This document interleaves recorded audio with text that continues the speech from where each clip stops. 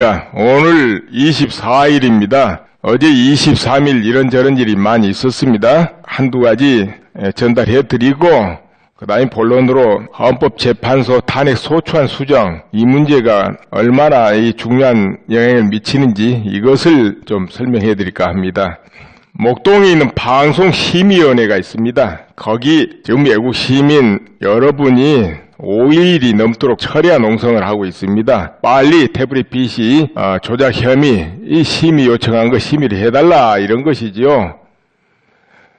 그런데 그 심의 요청 부분이 굉장히 어렵다거나 수사를 필요로 하는 부분이 아니에요. 뭐냐면은 그 화면 조작에 대해서 그걸 심의해달라 그런 거니까요. 그런데 아직까지 심의를 안 하는 바람에 그렇게 된 거 아닙니까? 그런데 23일 변희재 씨 전하는 말로는 심의팀장이 빠른 시일 내에 심의에 올리겠다 그렇게 대답을 했다고 합니다. 징계를 하겠다 뭐 이런 뜻은 아니고요. 아무튼 그것도 지켜봐야 될 일입니다. 어느 부분 하나 없이 정상 작동되는 곳은 없는 것 같습니다. 작동이 제대로 이루어지지 않고 있다 이런 거죠. 그래서 총편 심사 같은 것도 어떻게 될지 그 정도로 여러분은 생각해 놓으신 게 좋을 것 같습니다. 아무튼 그렇게 진행되고 있고 서울시청 앞에 탄기국에서 텐트를 세웠어요. 탄기국은 박근혜 대통령 탄핵 무효를 외치는 태극기 집회 주최 측입니다. 기왕 설치한 거 분향소도 설치하는 게 좋겠네요. 순국 선열에 대한 분향소 저 6.25로부터 천안함, 영평해전 많이 있죠. 나라 지키고 싸우다가 전사하신 분들 이 배를 모시는 것도 좋겠네요. 그런데 시청에서 어떻게 할 것 같습니까? 모든 천막을 그대로 놔둘 것 같습니까? 텐트를? 아니면 저 강화문의 세월호 텐트부터 시작해서 모조리 탄기국 거까지 다 뜯어내버릴 것 같습니까? 아니면은 탄기국에서 설치한 텐트만 홀랑 뜯어낼 것 같습니까? 그리고 1월 26일 저 대구 동성로에 있는 대구 백화점 앞 오후 2시인가 봅니다. 태극기 집회가 있는가 봅니다. 26일이요. 이거 알려드립니다. 그리고 지금도 일반인들이 보니까 뉴스 방송만 봐서 그런지 태극기 집회가 촛불 시위를 이제는 능가했다 이 정도는 알고 있는 것 같은데 상태가 어느 정도인지는 다 잘 모르고 있는 것 같아요. 왜 그러냐면은 보도 자체가 아주 명확하게 보도되고 있는 게 아니라서 그런 것 같습니다. 그런데 헌법재판소 재판관들도 마찬가지일 것이고 국회의원도 마찬가지일 것이고 현장에 직접 가서 살펴보고 체크해보지 않는 분은 모두 아마 그 정도로 이해할 거예요. 그저 비슷하거나 태극기 집회가 조금 인원이 더 많아졌지 않냐 이 정도로. 제가 여기서 권해본다면은 헌법재판관님들이나 국회의원 그리고 여타 이 국가 주요 책임 공무원 장관에서부터 모든 분들 기업하시는 분들도 실제적으로 민의가 어디에 있는가 이렇게 보고 싶다면 양쪽을 직접 지금 가서 방문해 보시라 이렇게 권하고 싶어요. 설 지나서 설 전에는 어느 쪽은 안 한다니까 설 지나서 직접 6시 7시 이 시간대에 양쪽을 방문해서 실질적으로 어디가 어느 정도 많이 오고 하는가 비교해보는 게 좋을 거예요. 과연 1배 정도 아니면 2배 정도인지 아니면 10배, 20배, 30배 차이가 나는지 어느 쪽이 많은지 가서 직접 보면 될 거예요. 그러면 언론 보도와 얼마나 큰 차이가 나는지 생생하게 바로 알게 될 겁니다. 아니 일반인들도 저 밖에서 길가에서 한번 보세요. 그런가 안 그런가? 근데 볼 때 요점이 양쪽에서 도대체 뭘 하는가를 한번 볼 필요가 있어요. 태극기 집회는 어떤 걸 주장하고 또 촛불 집회에서는 무엇을 하고 있는지 분위기가 어떤지 볼 필요가 있어요. 정말 어디가 열렬하게 민의를 드러내고 열성적인지 그렇지 않는 곳이 어딘지 볼 필요 있고 또 밀집도도 볼 필요 있습니다. 밀집도. 평당 3명씩 서 있는 곳과 평당 밀집해가지고 12명이 서 있는 곳과는 차이 나죠. 4배 차이 납니다. 같은 면적에도 4배 차이가 난다. 그러니까 그 부분을 자세히 한번 보고 열기도 한번 보고 내용도 한번 보고 그럴 필요가 있다는 거지요. 그리고 거기 참석자들이 어떤 계층이 참석하는 걸 볼 필요가 있어요. 과연 곳곳에 여러 단체 더구나 각 계층이 참여하면 그게 민의지 일부분 어떤 계층만 참여하면 민의가 아니거든요. 그래서 그런 부분도 볼 필요가 있습니다. 연령대도 볼 필요가 있어요. 저 나이 든 세대부터 아랫세대까지 어디가 참석하는지 이런 세대도 볼 필요 있습니다. 세금 내는 사람이 얼마나 많이 참석하는가 이런 것도 볼 필요 있다 이거죠. 그러면은 어느 쪽이 민의가 있는지 알 거예요. 그리고 지금 종종 보도에 그런 거 나오지요. 친박 집회다, 박사모 집회다. 그런데 엄밀히 말해서 지금 친박 집회, 박사모 집회 명칭 붙이면 안 됩니다. 왜 그러냐 하면은 거기 참석자들 박사모 회원 몇 명 안 될 거예요. 지금 제가 이렇게 말씀드릴 때 듣고 계신 분들 박사모 회원 몇 분이나 됩니까? 카페에도 7만 조금 넘어요, 가입자가. 그럼 거기 실제로 움직이는 게 어느 정도 되겠습니까? 뻔한 거잖아요? 카페 수십만, 백만 돼도 움직이는 게 수십만, 백만 움직이는 것도 아니거든요. 거기 모이는 사람들은 그 숫자가 아니거든요. 그보다 몇 배를 더 모이고 있거든요. 그런데 그게 무슨 친박이다, 이렇게 하면 그것은 국민 민의가 아니다. 이것을 강조하려고 이렇게 폄하하는 거 아닌가 이렇게도 생각을 해봅니다. 그건 그렇고요. 이제 본론으로 들어가겠습니다. 지금 국회 탄핵소추위원장이 권성동 씨입니다. 이분이 25일까지 탄핵소추안을 제작성 제출한다 이렇게 했죠. 그런데 동기를 보니까 대통령 직무집행행위가 헌법상 어느 부분을 훼손한 것인지 명백히 해달라고 헌재에서 요청을 해왔다는 거죠. 그러니까 이 부분을 추가해서 정리해달라, 일종 보정해달라 이런 뜻이 되겠습니다.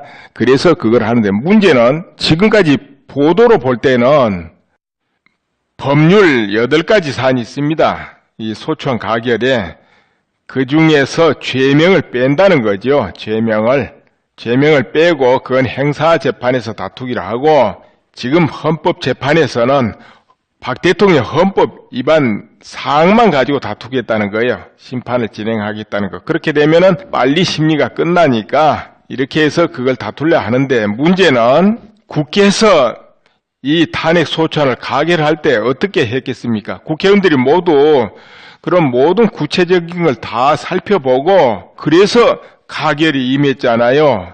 그런데 그 부분에 제명을 빼버린다 뭘 뺀다 하면은 그때 상황과는 다른 상황이 되지 않습니까? 뺀 것을 국회의원이 보고서 찍은 건 아니거든요. 이렇기 때문에 재의결을 해야 된다 이런 전문가가 많다는 거죠. 지금 헌재에서 요청한 거는 그거 빼고 헌법 위반 그것만 가지고 심판하도록 꾸며라 이렇게 요청한 거 아닌 것 같아요. 그저 헌재에서 조금 헌법 위반 어느 부분 그 명확하지 않으니까 그걸 좀 수정해라 이렇게 보정을 하라 그랬으면은 그것까지는 추가 좀 할 수 있다 하더라도 뭐를 빼버리고 뭐를 넣고 하는 거는 안 되지 않냐 이렇게 보고 수정도 심각하게 하는 거는 좀 곤란할 것 같죠. 이제 이렇게 봐지는데 이건 이제 법에 대해서 잘 아신 분들은 분야고 또 심판을 하는 재판관들이 어떻게 해석하느냐 여기에 달렸다 봅니다. 만약 이렇게 소추안을 어느 부분을 빼고 보정해서 이렇게 제작성하면은 그것을 재의결해라 이렇게 할 수도 있죠. 그리고 또 이런 말도 나오지 않습니까? 블랙리스트 추가한다 뭐 이런 말들도 있어요. 블랙리스트 뭐 박근혜 대통령이 블랙리스트를 작성하라 했다. 물론 그것도 지금 박근혜 대통령 측에서는 그런 적 없다 해가지고 지금 특검을 피의사실 공포죄로 그리고 또 그걸 보도한 언론 기자를 지금 고소한다고 그렇게 돼 있지 않습니까? 그렇기 때문에 이것도 지금 명확하지 않죠.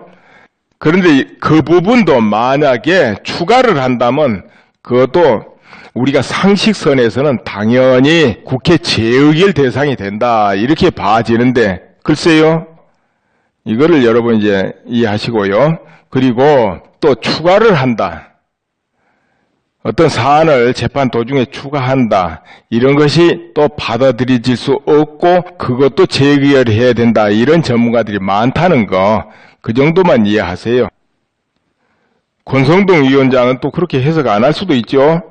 그러니까 문학의 블랙리스트 혐의도 박 대통령 탄핵사의 추가 뜻을 밝혔는데요. 전체적으로 기초사실이 동일하기 때문에 탄핵사유에 넣었던 참고사항은 어떤 큰 차이가 없다 이렇게 말해서 그러니까는 이것을 아마 탄핵사유 아니면 참고사항으로라도 넣고 싶은가 본데요. 어찌되었든 추가되는 것은 헌법재판소에서 기본적으로 우리가 상식선에는 그걸 거부하지 않을까 이런 생각도 듭니다만은 그러나 참고사항으로 넣는 건 어떻게 받아들일지 또 모르겠습니다. 그래서 우리가 여기서 관찰해 볼 사항이 뭐냐? 과연 헌법재판소에서 소치 측에서 이렇게 재작성되는 것을 인정하고 심의를 계속하느냐 아니면은 거부하느냐 이걸 이제 볼 필요가 있습니다. 거부하느냐 심의를 계속하느냐 이게 중요 사항입니다. 이거. 그리고 23일 박 대통령 변호인단 측에서는 39명을 증인 채택해달라 이렇게 요청을 했습니다. 그런데 헌재에서는 6명만 받아들였어요. 앞으로 봐서 추가할 수 있다 이렇게 해놨죠. 그래서 2월 중순까지는 변론이 이제 계속되게 되죠. 그런데 여기서 다시 부족하다 해가지고 증인 채택이 더 이루어지면 계속 미뤄지게 되겠습니다.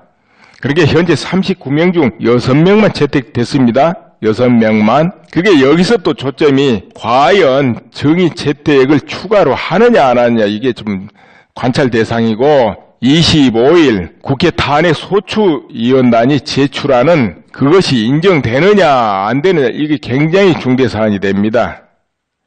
헌재에서 헌법 위반사항 좀 명확히 해달라 이 부분만 이렇게 추가하는 것이 아니고 뺀다든지 다른 무엇을 집어넣는다든지 할 때 그것을 인정하고 심의를 진행하느냐 그거는 안 된다 하는지 이 부분을 잘 보셔야 될 것 같아요. 이 현재 진행이 만약 그런 것이 다 인정되고 간다면은 이제 여러분이 판단할 수 있을 거예요. 아 이건 인용이겠다. 아니겠다 이거.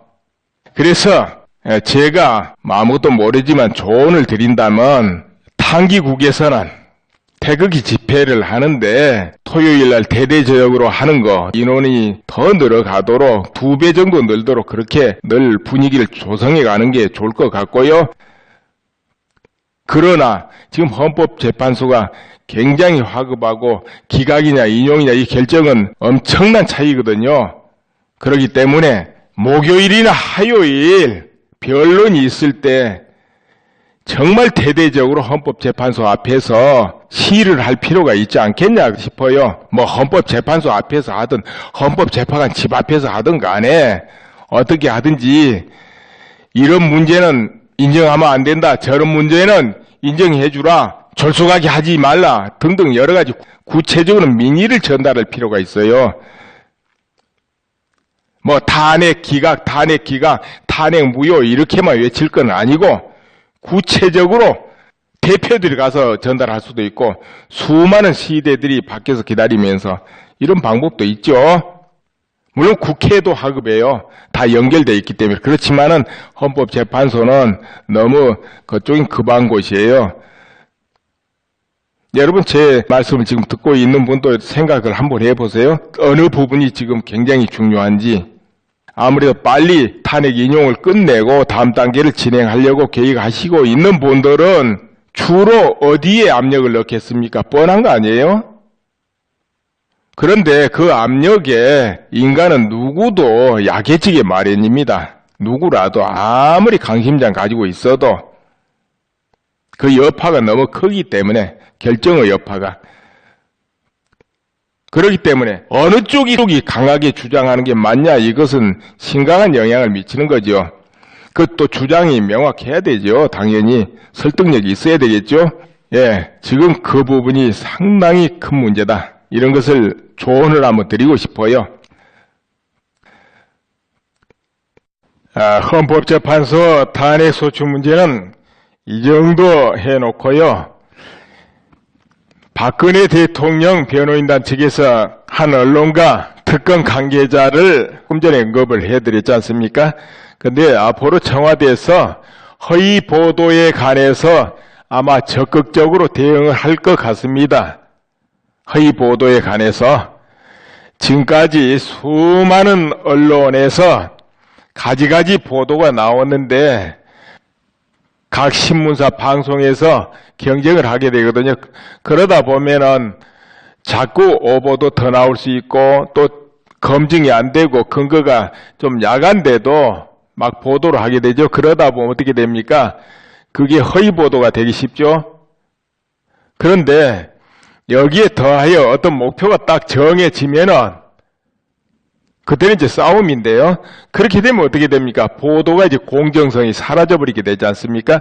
보도가 공정성이 사라지게 되면 아무래도 보도한 사람의 취재자의 감정이 섞이게 되고 또 어떤 경우는 의도적으로 허위 날조를 할 수도 있게 되고 이런 문제가 벌어지죠. 그런데 이게 걸러지지 않고 분위기가 계속 나가도 어떤 문제가 안 생길 정도로 분위기가 판이 강하게 파워가 몰리게 돼버리면은 그냥 어떤 죄의식이 없이 그냥 보도할 수가 있게 됩니다. 평상시 같으면은 그런 보도가 나가게 되면은 다른 언론기관에서 견제도 하고 오보다 하기도 하고 반론도 펴기도 하는데 이번에 두세 달은 그런 분위기가 여러분도 아시다시피 아니었죠? 그렇게 되면은 걸러지지 않습니다. 걸러지지 않으면은 보도의 성기능이 사라져버리는 거죠.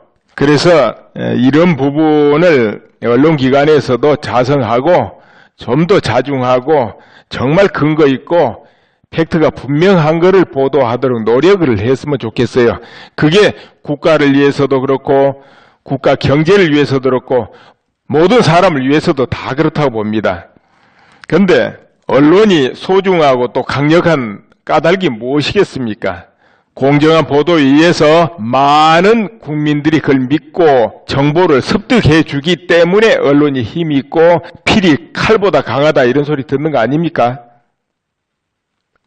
그러나 오보가 계속되거나 무리한 보도가 계속 깔리게 되면 어떻게 됩니까? 결국은 많은 사람들이 다 돌아서게 되죠. 한동안은 거기에 취해서 그걸 믿겠지만은 어느 정도 지나면 사람 본능이 작동해요. 이거 아닌가 보다. 위기감 이런 것이 작동하면서 그 다음부터는 바로 불려는 심리가 생깁니다. 그렇게 돼가지고 언론이 믿을 수 없다. 이렇게 돼버리면 언론은 생명을 잃어버린다는 거죠.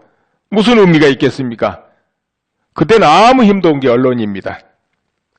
그저 종이에 불과해요. 신문도. 그렇죠? 결국은 정말 공정하고 무게 있는 보도를 하지 않으면은 언론기관 스스로 쓰러져 버리게 된다 이 말이죠. 뒤에는. 왜냐? 그럼 국민은 정보를 다른 데서 구할 거예요. 다른 데서. 그럼 몰리는 곳에는 다시 시장이 형성됩니다. 거기에 공급하는 또 정보가 있기 마련이에요. 그럼 기존 언론은 누가 상대 안 하는 거죠. 그렇게 돼버리면. 반드시 이 어떤 결과는 돌고 돕니다. 그리고 판은 강력하게 어느 판으로 파워가 몰려가지고 진행되지만은 그 판이 계속 그렇게는 안 돼요. 반드시 또 뒤집어져 버려요. 그렇지 않습니까?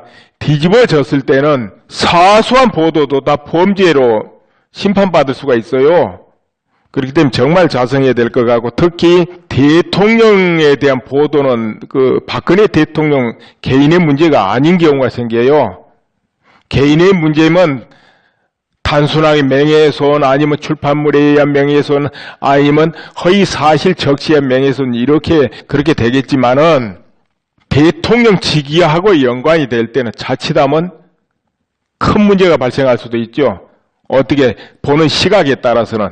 왜냐하면 국가 이익을 불러일으키면 그 범죄에 연관이 될 수도 있고 또 정권하고 관계되면은 또 거기에 따른 추궁이 따를 수 있어요. 이 판이 뒤집히면은 거기에 연루되는 게 되는 거예요. 판이 뒤집히지 않고 이대로 가면 그렇지 않겠지만 판이 뒤집히면은 조사하기에 따라서는 그렇게 걸리게 됩니다. 이제 이 정도면 무슨 이야기인지 알 거예요, 전부. 그렇기 때문에 정말 자중하고 이 언론이 자칫하면 국가 이익이 불러일으킬 수 있고 정권을 이태롭게 할 수 있고 이런 힘이 있는 건 사실이에요. 그렇기 때문에 정말 지금은 바로 판단해야 된다고 봅니다. 올해 남과 북이 얼마나 심각한 대립 상태에 들어갑니까? 자칫하면 무슨 일이 벌어질지 모르는 이 상황에 처해 있어요. 그렇기 때문에 이해관계에 의해서 움직이다 보면 또 큰일 날 수도 있다. 이런 이야기입니다. 이해관계는 국가 이익에 비하면 아무것도 아니죠. 이건 생존에 관한 문제거든요. 한마디로. 모든 기반이 무너지냐, 생존을 할 수 있냐 이 차원 아닙니까? 이해관계야 그 안에서 조그만 것이고. 그래서 이해관계보다도 더 큰 걸 지금 봐야 될 때가 됐지 않냐? 이거는 언론기관뿐만 아니고 뭐 국회도 그렇고 검찰도 그렇고 기업도 그렇고 전부 그렇다고 봐요. 눈앞에 심각한 문제를 확인했을 때는 이미 늦어버리잖아요. 그러니까는 지혜롭고 모든 이치를 살필 수 있는 분들이 먼저 자각해가지고 판단하셔야 된다는 거죠. 어떤 위기가 생기면 제일 착으로 무너진 게 어디입니까? 군대, 경찰뿐만 아니라 국가 공무원, 언론, 국회 모든 기득권이 제일 먼저 무너지는 거 아니겠어요? 남과 북에 어떤 일이 생기면. 그렇기 때문에 정말 오히려 지금 전부 애국시민운동에 참여를 해야 돼요. 태극기 집회도 참여하고 이 지경 돼 있다고요. 그래서 다시 잘 살펴야 된다고 보고요. 그리고 이 헌법과 법, 룰 이런 건 정말 공정하게 언제나 집행돼야지 나라가 안정되지 않습니까? 정권이 바뀌고 또 바뀌고 또 바뀌고 이것은 그 속에서 선순환으로 바뀌어야 되죠. 그죠? 국민들이 때로는 이 정권, 때로는 저 정권 이렇게 선순환으로 선택하는 거 이건 아름다운 거예요. 민주국가에서. 그러나 힘이 있다고 해서 헌법을 능멸하려 한다든지 법을 능멸하려 한다든지 이런 분위기가 나타나면 어떻게 됩니까? 그러면 한쪽에서는 억울한 이런 집단이 생겨나고 그렇겠죠. 그러다 보면은 정권은 유한하기 때문에 계속 바뀌기 때문에 보복을 낳게 되죠. 보복의 보복을. 그래서 절대적으로 법을 지켜가면서 해야 된다는 거죠. 이것이 아닐 때는 정말 국민들은 우려해야 됩니다. 그 피해는 전부 국민 각자에게 돌아가거든요. 국민 각자에게. 그리고 그 판이 뒤집힐 때는 그렇게 또 강경하게 자기 세력을 이끌고 간 그 자리가 무너지는 것이고요. 행여 밥상 다 받아놨으니까 그냥 먹어버리자 밀고 가서 이렇게 하시면 안 될 것 같다 이런 이야기입니다. 공정하게 하고 밥상을 받아야 그래도 안전하니까. 자칫하면 다 받아놓은 밥상이 무너지고 상다리까지 부러진 일이 생겨요. 그렇지 않습니까? 근데 이제 정권과 정권 문제는 그래도 괜찮아요. 네, 그 틀 안에서 있으니까. 그러나 어떤 그 분열이 국가 위기를 불러일으킨다 하면은 이건 생존의 문제가 되기 때문에 우리는 남북 간에 정말 위험한 상태에 있기 때문에요. 그래서 어떻게 하든지 먼저 국가를 먼저 우리가 생각해야 된다. 자기가 처한 위치가 어디라도 어디에 처해 있든 국가를 먼저 생각해야 된다. 이렇게 봅니다. 그리고 또 우리 국민들은 그래요. 자, 어떻습니까? 우리가 미국하고 동맹을 맺어가지고 나가는 게 좋겠습니까? 아니면은 중국하고 동맹을 맺고 중국을 판에 깔고 바탕을 하고 미국을 뭐 친하면서 이렇게 나가는 게 좋겠어요. 당연히 그럼 북한하고도 친하겠죠? 그게 좋겠습니까? 아니면은 미국하고 동맹을 맺고 굳건하게 바탕으로 삼고 중국하고도 가까워지고 이렇게 하는 게 좋겠습니까? 어느 나라가 동맹이고 바탕이 돼야 되겠어요? 여러분이 미국을 선택한다면 미국을 멀리하고 중국을 가까이 하면서 바탕을 삼으려 하는 정치인은 멀리해야 됩니다. 선택하지 말아야 돼요. 후회하기 전에. 그리고 이런 거 있습니다. 우리 국민들이 또 조심해야 될 게 있어요. 누구라도 어떤 정치인이라도 나만 잘 살게 해주면 되지, 우리 잘 살게 해주면 되잖아, 이렇게 생각하는 분들이 있어요. 이 세상에 나를 대신 잘 살게 해줄 사람 없다고 나는 봅니다. 그것은 참 좋은 공짜인데요, 그런 공짜는 없다고 봐요. 누가 누구를 잘 살게 해주겠습니까? 오히려 잘 살게 해주겠다, 다 주겠다, 무상으로 뭐 해주겠다, 이거 사채업자로 봐야 돼요. 사채업자. 왜 사채업자입니까? 빌려줄 때는 거저주죠. 받을 때는 어떻습니까? 아주 피와 뼈를 뽑아낼 듯이 받아내지요. 어떤 경우는 10배, 20배도 뽑아내려 하지요. 이게 사채업자입니다. 거기에 걸리는 거예요. 공짜가 어디 있어요? 또 그냥 주고 잘 살게 해주겠다. 그건 누군가는 어디서 갖다가 해야 되는데 그거 어디서 나옵니까? 다 국민 세금에서 나오고 또 모두가 피땀 흘린 그 자리에서 다시 뽑아내는 건데요. 그래서 그런 말을 즐겨 쓰는 정치인이야말로 멀리해야 될 대상이고 의심해야 될 대상이다, 이겁니다. 그렇지 않습니까, 여러분? 그리고 지금 이 시점에는 모든 국민들이 애국힘이 돼가지고 이 운동을 해야 돼요. 나라를 안정시키기 위해서. 마음에 안 들고 오보를 날리고 허위보도를 하고 그런 언론이 있다 하면은 그거야 절대적으로 구독, 거부 공짜로 넣어줘도 절대 받지 말고, 공짜로 받아도 광고비 올려주는 거예요. 그러니까 공짜로도 받지 말고 홈페이지 들어가서 열어보지도 말고 클릭도 하지 말고 뉴스도 보면 안 돼요. 그것이 바로 애국시민운동이 왜 그렇게 할 때 그 언론사는 정신을 바짝 차리고 제대로 하거든요. 또 그렇지 않으면 그 언론은 문 닫게 되는 것이고, 아무도 상대 안 해준 언론이 무슨 힘이 있습니까? 기사 아무리 써도 안 읽으면 그만인데. 그렇죠? 그렇게 하는 것이고, 네이버나 다음에 가서 댓글을 달고 또는 항의 전화를 하고 직접 어디 해당 책임자한테 메일을 올리고 항의하고 아니면 자료를 올려주고 이거 이렇다 하기도 하고, 이런 거 전부 애국시민운동입니다. 또 미국의 트럼프 정부에 어떤 자료를 올려준다든지 현실을 알려준다든지 우리 국방부에 어떤 현실을 알려준다든지 이런 것도 굉장히 중요한 애국시민운동입니다. 왜 그러냐면은 내가 아니까 남도 다 알 거다 하지만 안 그래요. 모르는 사람 허다예요. 그러니까 같이 알자고 알려주는 거고, 또 상대방이 아니다 싶으면 그러면 안 되지 않냐 이렇게 하는 것이 애국시민운동입니다. 이건 내 혼자에서 뭔 힘이 있나, 한강에 모래 같은데 이럴지 모르지만 그렇지 않습니다. 내가 먼저 내가 하리라, 내가 해야지 누가 해주길 바라지 않고 내가 한다 하면은 내가가 모이면 바다가 되고 산이 되는 겁니다. 그러면은 처음에는 좀 약하게 보이지만 뒤에는 강하게 눈에 실제로 나타나게 됩니다. 그럼 태극기 집회도 그 일환 중에 하나죠.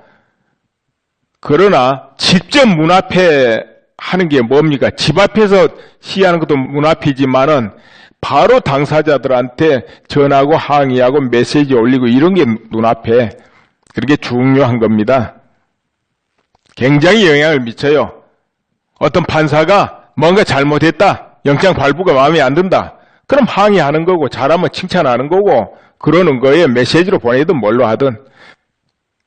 가만 컴퓨터 앞에서도 영향을 미치는 방법입니다, 그거.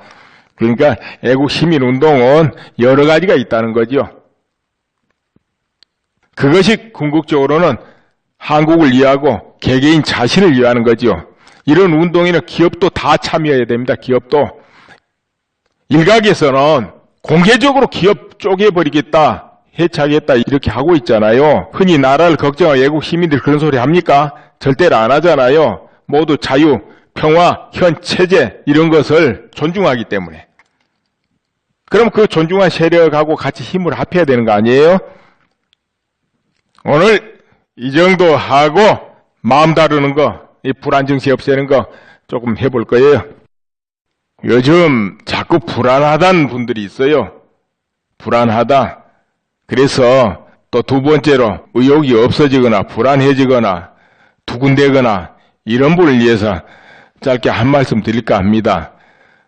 여기서부터 관심 없으신 분은 이제 끄세요. 우선 마음을, 느낌을 강하게 가져보세요. 느낌을 강하게 가져야 됩니다. 혹시라도 마음을 약하게 가지거나 좀 편하고 조용하게 하고 싶고 걱정스러운 마음, 두려운 마음이 없었으면 이 마음이 있겠죠? 그러지 마시고 오히려 강하게 가져보세요.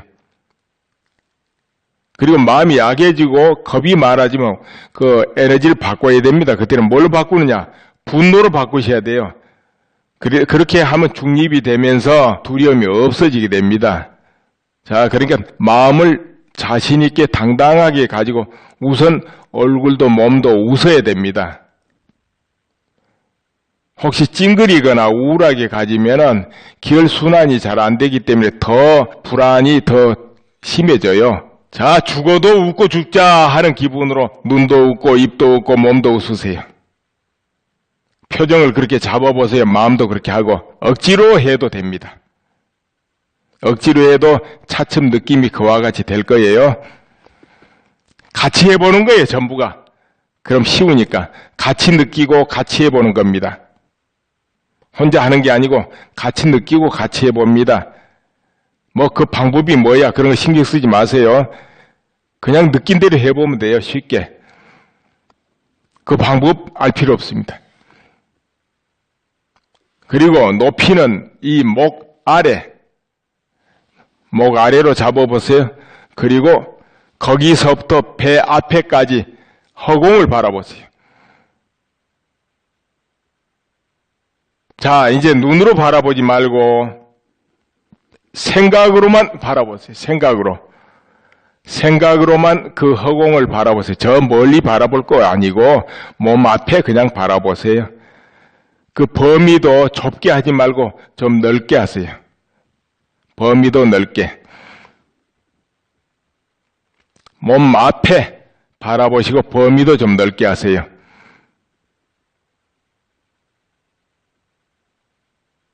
그렇게 하고 어떤 생각이 나거나 생각이 없거나 불안하거나 그 안에서 바라보세요. 그러니까 계속 바라보고 있으면 됩니다. 그러면 생각이 나고 불안하고 할 거예요. 그러면 그거 절대 없애지 말고 그냥 놔두고 바라보세요. 그 앞에서 생각하고 느껴야 됩니다. 머리에서 하는 게 아니고 바로 바라보는 허공 안에서 생각하고 느끼세요. 거기를 바라보고 있어요. 그럼 생각이 나도 거기서 나고 생각이 안 나고 느낌이 있어도 거기서 있고 없으면 거기서 없을 겁니다. 그러니까 할 일은 딱 한 가지입니다. 그냥 마음으로 바라보고만 있는 겁니다. 생각이 들끓던 두렵던 괴롭던 슬프던 전혀 없앨라 하지도 말고 바꾸지도 말고 그냥 놔두고 바라보는 겁니다. 할 일은 그냥 바라보고 이어가는 것뿐입니다. 그럼 이게 때로는 잘 되고 안 되기도 하겠죠. 끊어지고 이어지고 놓쳐버리기도 하고 상관없습니다. 그냥 이어가면 됩니다. 끊어져도 괜찮고 잘 안 돼도 괜찮습니다. 잘 돼도 괜찮고 마음이 들끓어도 괜찮습니다. 상관하지 말고 쭉 살펴나가기만 하면 됩니다. 아주 간단한 방법입니다. 이렇게 하면은 점점 몸과 마음의 상태가 중립으로 돌아오면서 두려움이 없어지게 됩니다. 그리고 한 가지 덧붙여서 자주 겁이 나신 분들은 옷을 두텁게 입고 땀이 살짝 날 정도로 유지하세요. 그래야 겁이 없어집니다. 이 가슴 복판, 명치 쪽 이런 데가 차가우면은 겁이 더 나요. 두려움이 더 생기고 특히 몸이 안 좋으신 분 더 심해집니다. 그렇기 때문에 몸을 훈훈하게 하세요. 그럴 때는. 다만 이 방법은 화가 잘 나신 분은 하지 마세요. 예를 들어 한 2, 3일 하다가 짜증이 나거나 화가 나고 이럴 때는 이제 조금 쉽니다. 쉬고 또 다시 하고 그러세요. 2, 3일 하다가 화가 나고 짜증 나신 분은 좀 쉰다. 이겁니다. 그러니까 이것은 너무 열심히 안 해도 된다는 거죠. 그저 늘 틈틈이 늘 생각을 잊어버리지 말고 이어가기만 하면 된다. 예를 써서 어느 부분을 막 집중하고 들여다보고 하지 마세요. 그냥 부드럽게 허공같이 아무것도 없이 바라보는 거예요. 느끼는 거예요. 생각 속으로 그것도. 생각 속으로 바라보지 어느 부분을 초점 맞춰서 느끼고 바라보고 하지 마세요. 힘 하나도 들이지 마세요. 그저 아주 편안하게 바라봐야지 힘을 들여서 바라보면 안 됩니다. 예, 하다 안 하다 해도 이어지면 됩니다. 이제 또 캠페인 할 거예요. 이 유튜브 사용하는 방법, 공유하고 퍽하고 등등. 그러니까 이거 들으셨던 분들은 이제 끄세요. 화면에 좀 지나갈 겁니다. 그 유튜브 화면을 캡처를 해놓은 게 있습니다. 그 지나가면 참고로 하세요. 유튜브 화면에 들어가게 되면은 이 화면 왼쪽 하단에 그 올린 사람의 닉네임이 나옵니다. 본명이 됐던 월드 미래판 연구소에서 올리는 닉네임은 음악게임으로 올라가죠. 음악게임이란 닉네임으로 이제 올라갑니다. 그런데 제목에 항상 월드 미래판 연구소 이게 들어갑니다. 뭐냐? 이 모든 내용은 월드 미래판 연구소에서 보내드리기 때문에 그렇습니다. 그럼 음악게임 여기를 누르고 들어가면 홈페이지가 나타납니다. 홈이. 그 홈에 홈자 옆에 동영상 있는데 그 글자를 누르게 되면은 지금까지 월드 미래판 연구소에서 올려드린 모든 동영상이 다 나타납니다. 그 아래 추가 로드를 누르면 계속 더 나타나죠. 지난 과거께. 예, 그렇게 됩니다. 그리고 지금 다시 나옵니다. 음악게임 그 닉네임 아래 구독이란 글자가 있습니다. 구독이란 글자. 여기 지금 화면에 2자를 써놨어요. 2번. 음악게임이 1번으로 표시되어 있죠. 구독은 2자로 표시해 놨는데요. 이 구독을 누르게 되면은 구독 신청하게 됩니다. 무료 구독입니다. 왜 구독을 하느냐? 이 구독은 그 신문을 받아보는 것 같습니다. 그러면 올 때마다 신문요 하고 갖다 주잖아요. 그와 같은 겁니다. 그러면은 동영상이 올라오면은 동영상 올라왔습니다 하고 스마트폰이나 어디 신호가 오죠. 오면 그때 보면 되죠. 이래서 구독 신청을 하는 겁니다. 구독을 누르면은 그게 자동으로 받아지는 거죠. 그리고 구독도 글자 밑에 지금 화면 왼쪽 하단 밑입니다. 화면의 왼쪽 하단에 왼쪽에 하단 밑에 공유란 글자 있어요. 구독 글자 밑에. 그 공유를 누르면 또 그건 뭐냐? 그 안에 여러 아이콘이 나타납니다. 뭐냐면은 트위터, 페이스북, 블로그, 여러분 잘 아는 카카오 스토리 이런 게 다 나타나요. 그럼 카카오 스토리에 거기 공유해가지고 내가 아는 사람들하고 이 화면을 좀 같이 보자 할 때는 카카오 스토리 쪽으로 들어가가지고 공유를 해놓으면 되겠죠? 근데 이제 이런 것을 하려면은 반드시 구글 계정에 가입이 돼 있어야 됩니다. 여러분 스마트폰에 구글 지메일이 있죠? 지메일 그 메일인데 네이버 메일, 다음 메일처럼 지메일이 있어요. 그게 구글에서 하는 메일입니다. 그 지메일에 가입을 해놓게 되면 자동으로 유튜브나 구글 플러스나 모두 가입한 것 같습니다. 아니 지메일 아니라도 다른 데서 가입해도 돼요. 구글에 일단 가입을 하면 됩니다. 그렇게 한 다음에 유튜브를 보게 되면 지금 말한 화면들이 다 나타나서 할 수가 있는 거죠. 모두로 할 수 있습니다. 그러니까 꼭 필수적으로 지메일에 가입을 해야 된다. 이겁니다. 지메일이나 구글 플러스나 아무데나 가입해도 되긴 됩니다. 이렇게 가입하면 유튜브에도 가입된 것 같게 됩니다. 그러면은 공유도 하고 구독도 하고 다 되죠. 또 보면 조회수도 올라가고 그리고 화면의 오른쪽입니다. 오른쪽 아주 아래쪽에 표시된 거, 그 조회수라고 있죠? 그 아래 손 모양이 있어요. 저 엄지손가락 위로 척 올라가 있는 거, 이거는 좋아요 표시죠? 거기 누르면 이제 좋아요가 올라가죠? 한 번 더 누르면 취소고. 그렇게 되죠? 이게 유튜브 화면에만 나타납니다. 근데 각 사이트에 퍼갈 경우, 그때는 어떻게 퍼가느냐? 사이트에 퍼가는 경우. 내가 지금 카페를 움직이는데 거기로 퍼가자. 이런 경우 안 있습니까? 블로그에 퍼가자. 이런 경우는 어떻게 퍼가느냐? 바로 화면이 동작할 때 오른쪽 버튼을, 마우스 오른쪽 버튼입니다. 그걸 대면은 거기에 URL 퍼가기가 있어요. URL 그 주소입니다. http 하고 나옵니다. 그 주소를 퍼다가 올리는 게 있죠. 그리고 그 밑에 소스 코드 복사 이게 나옵니다. 그것을 하면은 뭐가 되냐면 소스를 복사하는 거예요. 그거는 게시판에 이제 소스를 HTML 올리는 그 아이콘이 있는 데는 그걸 퍼다가 거기 넣어주면은 바로 그 사이트 게시판에서 이 화면이 재생이 되는 겁니다. 그런데 그런 아이콘이 없는 경우는 URL로 퍼가기를 해야 돼요. URL로. 근데 URL 퍼가기를 해서 누르면 바로 유튜브 화면으로 바로 들어오는 것이고, 소스 코드 복사로 하는 경우는 유튜브 화면으로 못 넘어오고 그 사이트에서 재생됩니다. 그래서 그때는 조회수도 안 올라가고, 조금 전에 말한 구독 신청도 못하고, 좋아요 클릭도 못하고, 또 음악게임 홈에 들어와서 보지도 못하고 그렇게 되겠죠. 그래서 유튜브 화면으로 넘어오고 싶을 때는 어떻게 하느냐 하면 그 화면에 오른쪽입니다. 오른쪽 아래쪽입니다. 삐퉁이 쪽에 이렇게 마우스를 대면 유튜브로 넘어오는 그 유튜브 표시가 있습니다. 그걸 눌러주면 유튜브 화면이 재생됩니다.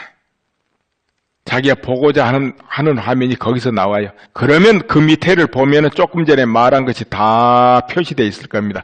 뭐 음악게임, 구독, 조회수 다 보일 거예요. 되도록이면 유튜브 화면으로 넘어와서 보세요. 어렵습니까? 이제 이거 다 아시죠? 사실은 아는데 모르신 분들이 종종 있어가지고 설명을 드립니다.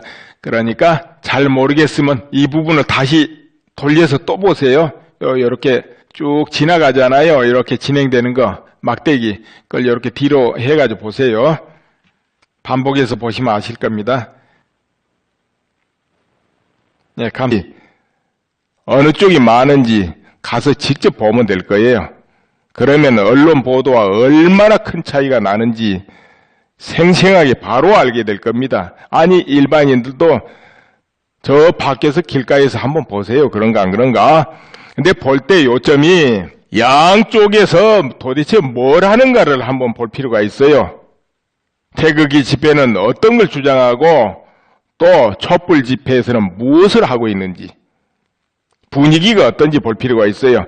정말 어디가 열렬하게 민의를 드러내고 열성적인지 그렇지 않는 곳이 어딘지 볼 필요 있고 또 밀집도도 볼 필요 있습니다. 밀집도. 평당 3명씩 서 있는 곳과 평당 밀집해가지고 12명이 서 있는 곳과는 차이 나죠. 4배 차이 납니다.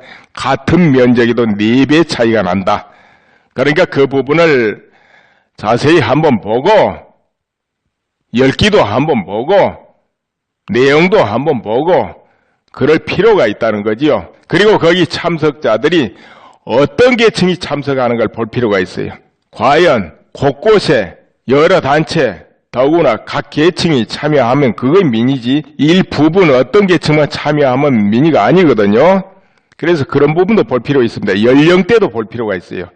저 나이 든 세대부터 아랫세대까지 어디가 참석하는지 이런 세대도 볼 필요 있습니다. 세금 내는 사람이 얼마나 많이 참석하는가 이런 것도 볼 필요 있다 이거죠. 그러면은 어느 쪽이 민의가 있는지 알 거예요. 그리고 지금 종종 보도에 그런 거 나오지요. 친박 집회다, 박사모 집회다. 그런데 미리 말해서 지금 친박 집회, 박사모 집회 명칭 붙이면 안 됩니다. 왜 그러냐 하면은 거기 참석자들 박사모 회원 몇 명 안 될 거예요. 지금 제가 이렇게 말씀드릴 때 듣고 계신 분들 박사모 회원 몇 분이나 됩니까? 카페에도 7만 조금 넘어요, 가입자가. 그럼 거기 실제로 움직이는 게 어느 정도 되겠습니까? 뻔한 거잖아요? 카페 수십만, 백만 돼도 움직이는 게 수십만, 백만 움직이는 것도 아니거든요.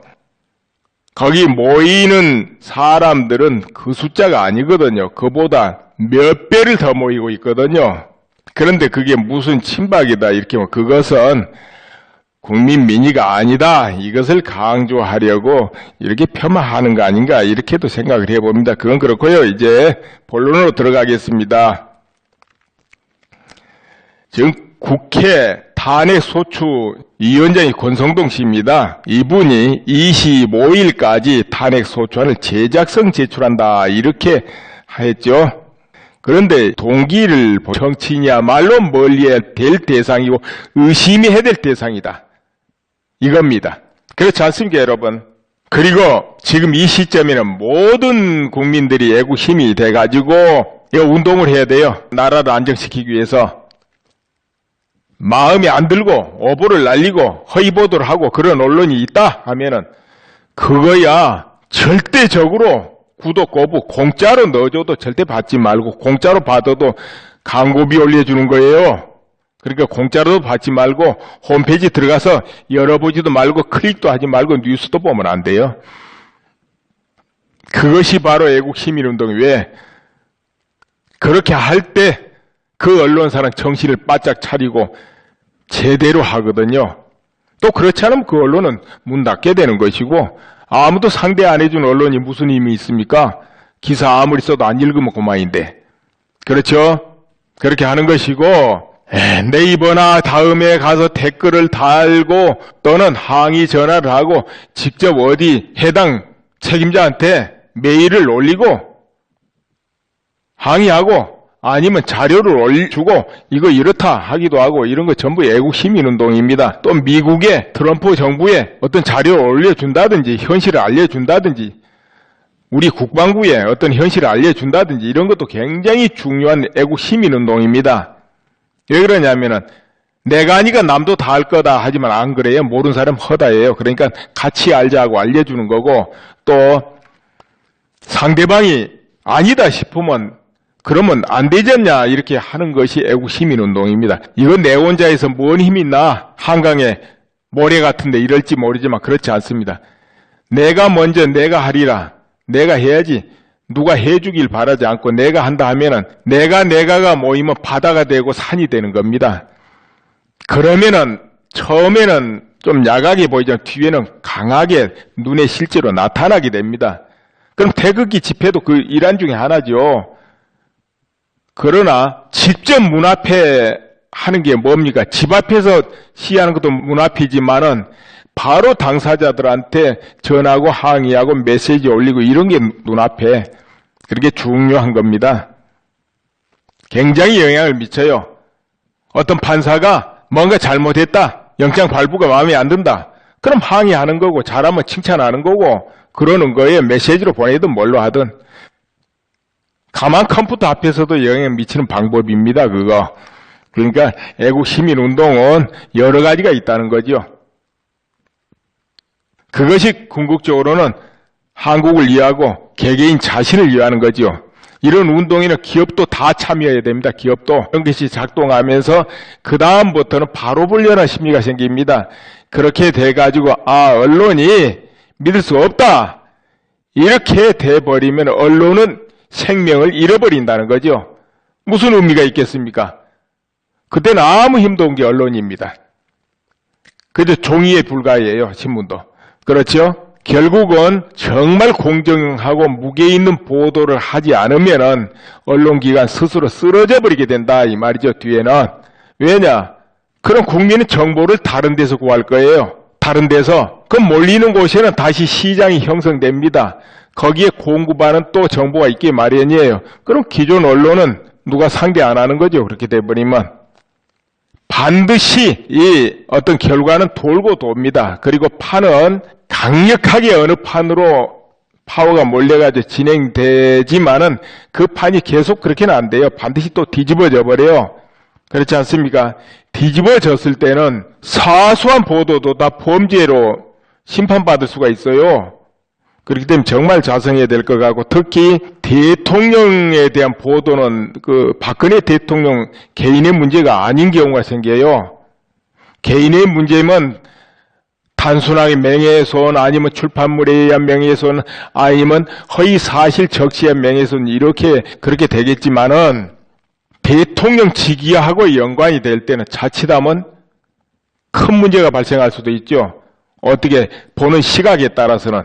왜냐하면 국가 이익을 불러일으키면 그 범죄에 연관이 될 수도 있고, 또 정권하고 관계되면은 또 거기에 따른 추궁이 따를 수 있어요. 이 판이 뒤집히면은 거기에 연루되는 게 되는 거예요.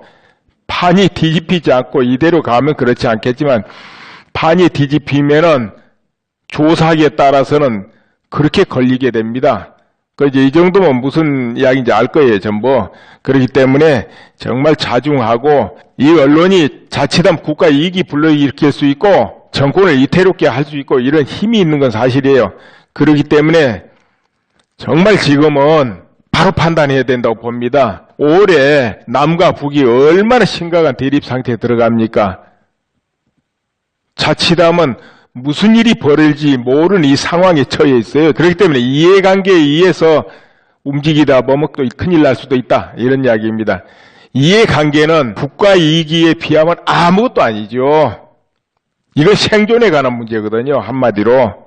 모든 기반이 무너지냐, 생존을 할 수 있냐, 이 차원 아닙니까? 이해관계야 그 안에서 조그만 것이고. 그래서 이해관계보다도 더 큰 걸 지금 봐야 될 때가 됐지 않냐? 이거는 언론기관뿐만일 것 같습니까? 그리고 1월 26일 저 대구 동성로에 있는 대구 백화점 앞 오후 2시인가 봅니다. 태극기 집회가 있는가 봅니다. 26일이요. 이거 알려드립니다. 그리고 지금도 일반인들이 보니까 뉴스 방송만 봐서 그런지 태극기 집회가 촛불 시위를 이제는 능가했다, 이 정도는 알고 있는 것 같은데 상태가 어느 정도인지는 다 잘 모르고 있는 것 같아요. 왜 그러냐면은 보도 자체가 아주 명확하게 보도되고 있는 게 아니라서 그런 것 같습니다. 그런데 헌법재판소 재판관들도 마찬가지일 것이고 국회의원도 마찬가지일 것이고 현장에 직접 가서 살펴보고 체크해보지 않는 분은 모두 아마 그 정도로 이해할 거예요. 그저 비슷하거나 태극기 집회가 조금 인원이 더 많아졌지 않냐, 이 정도로. 제가 여기서 권해본다면은 헌법재판관님들이나 국회의원 그리고 여타 이 국가 주요 책임 공무원 장관에서부터 모든 분들, 기업 하시는 분들도 실제적으로 민의가 어디에 있는가 이렇게 보고 싶다면 양쪽을 직접 지금 가서 방문해 보시라, 이렇게 권하고 싶어요. 설 지나서, 설 전에는 어느 쪽은 안 한다니까, 설 지나서 직접 6시, 7시 이 시간대에 양쪽을 방문해서 실질적으로 어디가 어느 정도 많이 오고 하는가 비교해보는 게 좋을 거예요. 과연 1배 정도 아니면 2배 정도인지 아니면 10배, 20배, 30배 차이가 나는지 어느 쪽이 많은지 가서 직접 보면 될 거예요. 그러면 언론 보도와 얼마나 큰 차이가 나는지 생생하게 바로 알게 될 겁니다. 아니 일반인들도 저 밖에서 길가에서 한번 보세요. 그런가 안 그런가? 근데 볼 때 요점이 양쪽에서 도대체 뭘 하는가를 한번 볼 필요가 있어요. 태극기 집회는 어떤 걸 주장하고 또 촛불 집회에서는 무엇을 하고 있는지 분위기가 어떤지 볼 필요가 있어요. 정말 어디가 열렬하게 민의를 드러내고 열성적인지 그렇지 않는 곳이 어딘지 볼 필요 있고 또 밀집도도 볼 필요 있습니다. 밀집도. 평당 3명씩 서 있는 곳과 평당 밀집해가지고 12명이 서 있는 곳과는 차이 나죠. 4배 차이 납니다. 같은 면적에도 4배 차이가 난다.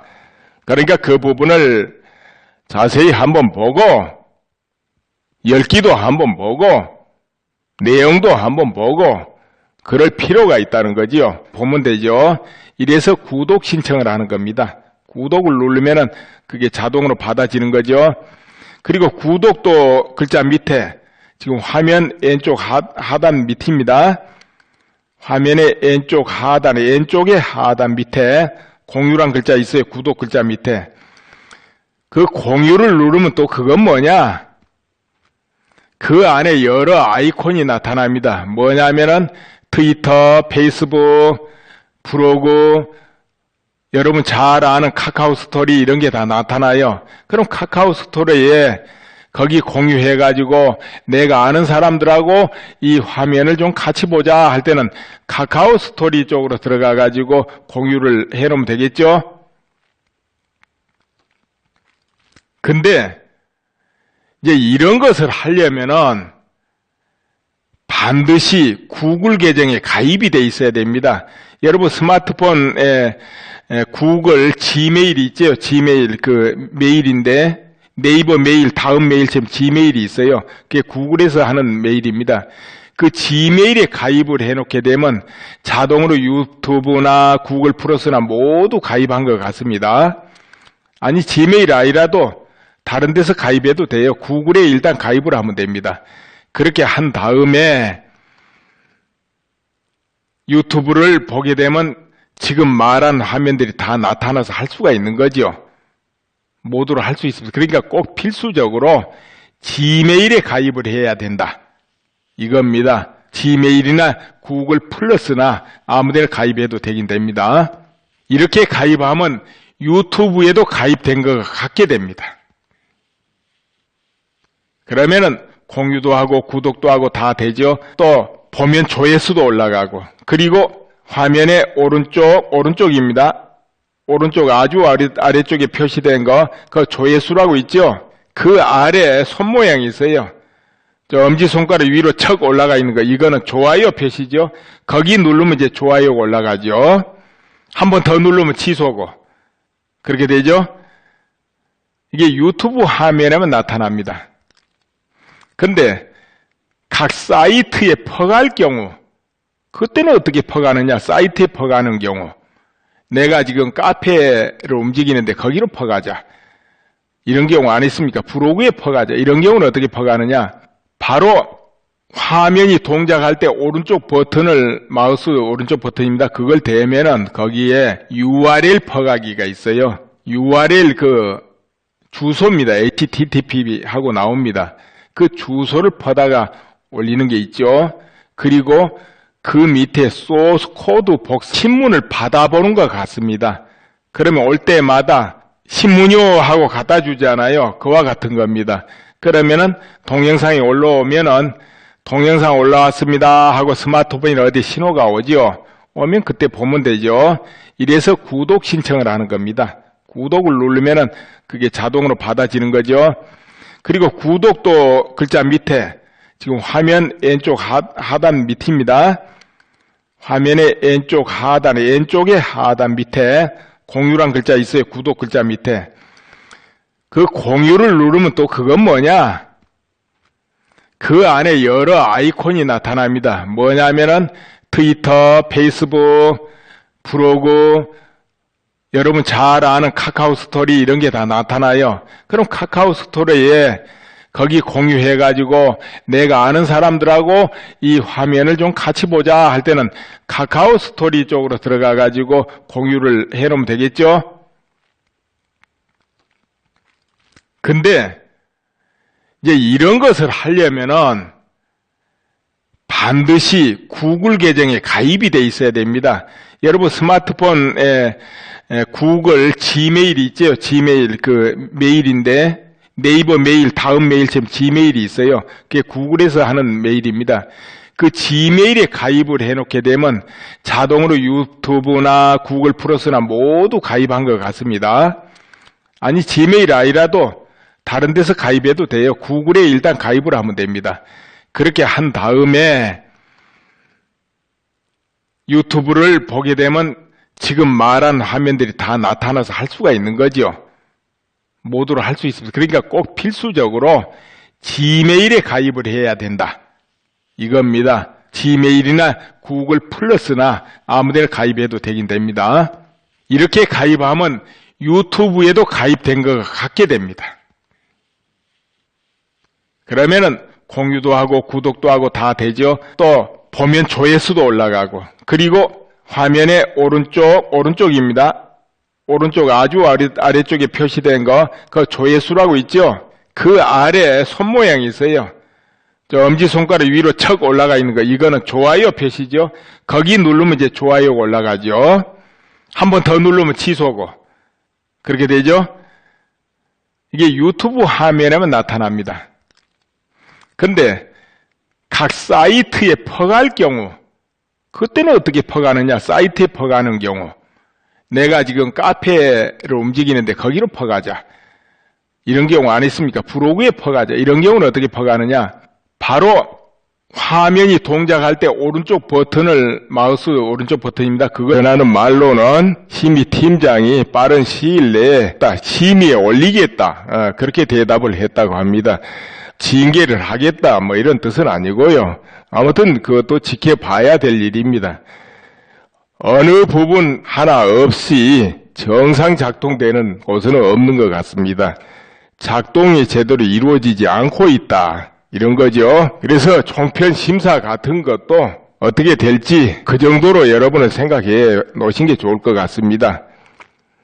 아무튼 그렇게 진행되고 있고, 서울시청 앞에 당기국에서 텐트를 세웠어요. 당기국은 박근혜 대통령 탄핵 무효를 외치는 태극기 집회 주최 측입니다.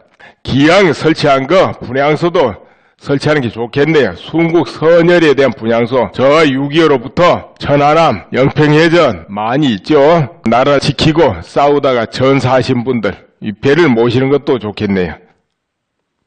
그런데 시청에서 어떻게 할 것 같습니까? 모든 천막을 그대로 놔둘 것 같습니까? 텐트를? 아니면 저 강화문의 세월호 텐트부터 시작해서 모조리 당기국 거까지 다 뜯어내버릴 것 같습니까? 아니면은 당기국에서 설치한 텐트만 홀랑 뜯어낼 것 같습니까? 그리고 1월 26일 저 대구 동성로에 있는 대구 백화점 앞 오후 2시인가 봅니다. 태극기 집회가 있는가 봅니다. 26일이요. 이거 알려드립니다.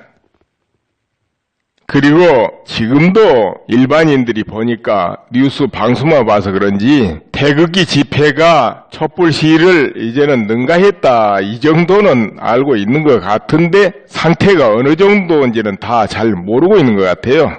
왜 그러냐면은 보도 자체가 아주 명확하게 보도되고 있는 게 아니라서 그런 것 같습니다. 그런데 헌법재판소 재판관들도 마찬가지일 것이고 국회의원도 마찬가지일 것이고 현장에 직접 가서 살펴보고 체크해보지 않는 분은 모두 아마 그 정도로 이해할 거예요. 그저 비슷하거나 태극기 집회가 조금 인원이 더 많아졌지 않냐, 이 정도로.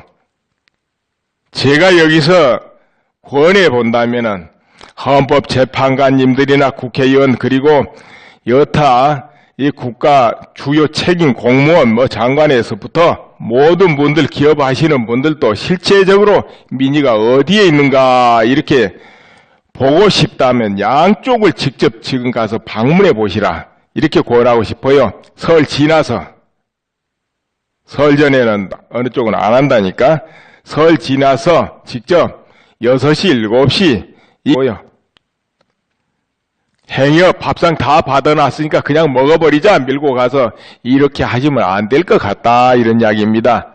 공정하게 하고 밥상을 받아야 그래도 안전하니까. 자칫하면 다 받아놓은 밥상이 무너지고 상다리까지 부러진 일이 생겨요. 그렇지 않습니까? 근데 이제 정권과 정권 문제는 그래도 괜찮아요. 네, 그 틀 안에서 있으니까. 그러나 어떤 그 분열이 국가 위기를 불러일으킨다 하면은 이건 생존의 문제가 되기 때문에 우리는 남북 간에 정말 위험한 상태에 있기 때문에요. 그래서 어떻게 하든지 먼저 국가를 먼저 우리가 생각해야 된다. 자기가 처한 위치가 어디라도, 어디에 처해 있든 국가를 먼저 생각해야 된다, 이렇게 봅니다. 그리고 또 우리 국민들은 그래요. 자, 어떻습니까? 우리가 미국하고 동맹을 맺어가지고 나가는 게 좋겠습니까? 아니면은 중국하고 동맹을 맺고 중국을 판에 깔고 바탕을 하고 미국을 친하면서 이렇게 나가는 게 좋겠어요? 당연히 그럼 북한하고도 친하겠죠? 그게 좋겠습니까? 아니면은 미국하고 동맹을 맺고 굳건하게 바탕으로 삼고 중국하고도 가까워지고 이렇게 하는 게 좋겠습니까? 어느 나라가 동맹이고 바탕이 돼야 되겠어요? 여러분이 미국을 선택한다면 미국을 멀리하고 중국을 가까이 하면서 바탕을 삼으려 하는 정치인은 멀리해야 됩니다. 선택하지 말아야 돼요. 후회하기 전에. 그리고 이런 거 있습니다. 우리 국민들이 또 조심해야 될 게 있어요. 누구라도 어떤 정치인이라도 나만 잘 살게 해주면 되지, 우리 잘 살게 해주면 되잖아, 이렇게 생각하는 분들이 있어요. 이 세상에 나를 대신 잘 살게 해줄 사람 없다고 나는 봅니다. 그것은 참 좋은 공짜인데요, 그런 공짜는 없다고 봐요. 누가 누구를 잘 살게 해주겠습니까?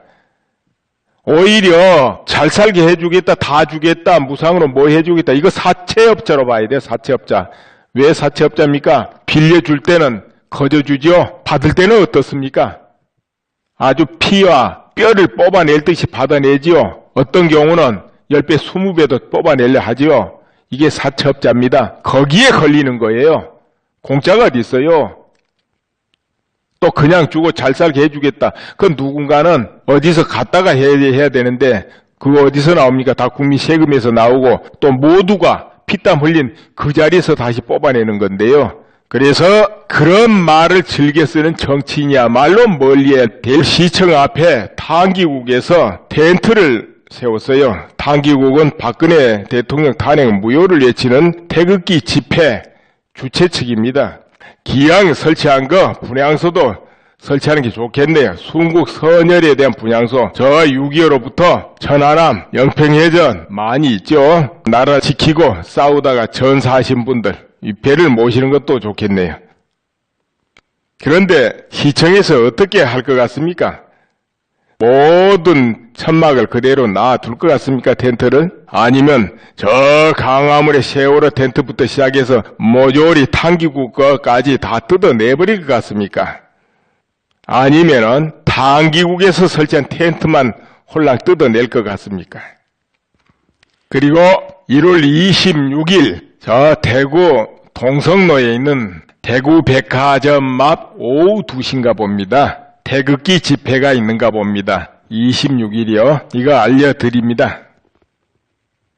그리고 지금도 일반인들이 보니까 뉴스 방송만 봐서 그런지 태극기 집회가 촛불 시위를 이제는 능가했다, 이 정도는 알고 있는 것 같은데 상태가 어느 정도인지는 다 잘 모르고 있는 것 같아요. 왜 그러냐면은 보도 자체가 아주 명확하게 보도되고 있는 게 아니라서 그런 것 같습니다. 그런데 헌법재판소 재판관들도 마찬가지일 것이고 국회의원도 마찬가지일 것이고 현장에 직접 가서 살펴보고 체크해보지 않는 분은 모두 아마 그 정도로 이해할 거예요. 그저 비슷하거나 태극기 집회가 조금 인원이 더 많아졌지 않냐, 이 정도로. 제가 여기서 권해본다면은 헌법재판관님들이나 국회의원 그리고 여타 이 국가 주요 책임 공무원 장관에서부터 모든 분들, 기업하시는 분들도 실제적으로 민의가 어디에 있는가 이렇게 보고 싶다면 양쪽을 직접 지금 가서 방문해 보시라, 이렇게 권하고 싶어요. 설 지나서, 설 전에는 어느 쪽은 안 한다니까, 설 지나서 직접 6시, 7시 이 시간대에 양쪽을 방문해서 실질적으로 어디가 어느 정도 많이 오고 하는가 비교해보는 게 좋을 거예요. 과연 1배 정도 아니면 2배 정도인지 아니면 10배, 20배, 30배 차이가 나는지 어느 쪽이 많은지 가서 직접 보면 될 거예요. 그러면 언론 보도와 얼마나 큰 차이가 나는지 생생하게 바로 알게 될 겁니다. 아니 일반인들도 저 밖에서 길가에서 한번 보세요. 그런가 안 그런가? 근데 볼 때 요점이 양쪽 될 것 같아요. 이 현재 진행이 만약 그런 것이 다 인정되고 간다면은 이제 여러분이 판단할 수 있을 거예요. 아, 이건 인용이겠다, 아니겠다, 이거. 그래서 제가 아무것도 모르지만 조언을 드린다면 당기국에서는 태극기 집회를 하는데 토요일날 대대적으로 하는 거 인원이 더 늘어가도록 2배 정도 늘도록 그렇게 늘 분위기를 조성해 가는 게 좋을 것 같고요. 그러나 지금 헌법재판소가 굉장히 화급하고 기각이냐 인용이냐 이 결정은 엄청난 차이거든요. 그렇기 때문에 목요일이나 화요일 변론이 있을 때 정말 대대적으로 헌법재판소 앞에서 시위를 할 필요가 있지 않겠냐 싶어요. 뭐 헌법재판소 앞에서 하든 헌법재판관 집 앞에서 하든 간에 어떻게 하든지 이런 문제는 인정하면 안 된다. 저런 문제는 인정해 주라. 졸속하게 하지 말라. 등등 여러 가지 구체적으로 민의를 전달할 필요가 있어요. 뭐 탄핵 기각, 탄핵 무효 이렇게만 외칠 건 아니고 구체적으로 대표들이 가서 전달할 수도 있고 수많은 시위대들이 밖에서 기다리면서 이런 방법도 있죠. 물론 국회도 하급해요. 다 연결되어 있기 때문에. 그렇지만은 헌법재판소는 너무 그쪽이 급한 곳이에요. 여러분 제 말씀을 지금 듣고 있는 분도 생각을 한번 해보세요. 어느 부분이 지금 굉장히 중요한지. 아무래도 빨리 탄핵 인용을 끝내고 다음 단계를 진행하려고 계획하시고 있는 분들은 주로 어디에 압력을 넣겠습니까? 뻔한 거 아니에요? 그런데 그 압력에 인간은 누구도 약해지게 마련입니다. 누구라도 아무리 강심장 가지고 있어도 그 여파가 너무 크기 때문에 결정의 여파가 그렇기 때문에 어느 쪽이 강하게 주장하는 게 맞냐 이것은 심각한 영향을 미치는 거죠. 그것도 주장이 명확해야 되죠. 당연히 설득력이 있어야 되겠죠. 예, 지금 그 부분이 상당히 큰 문제다. 이런 것을 조언을 한번 드리고 싶어요. 헌법재판소 탄핵소추 문제는 이 정도 해놓고요. 박근혜 대통령 변호인단 측에서 한 언론과 특검 관계자를 좀 전에 언급을 해드렸지 않습니까?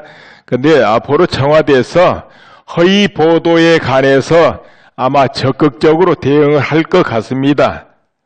허위 보도에 관해서 지금까지 수많은 언론에서 가지가지 보도